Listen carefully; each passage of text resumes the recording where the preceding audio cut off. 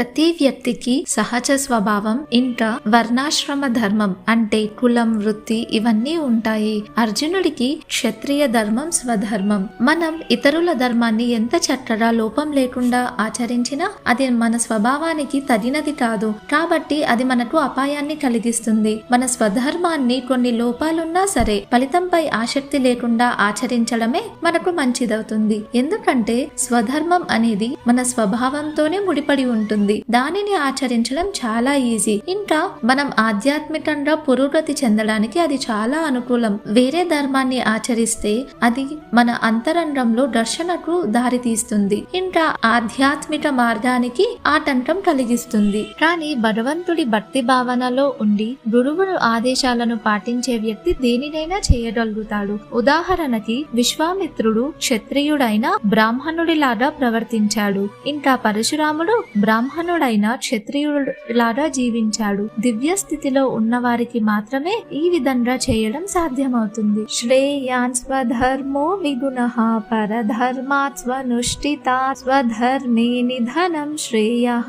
పరధర్మో భయావహః.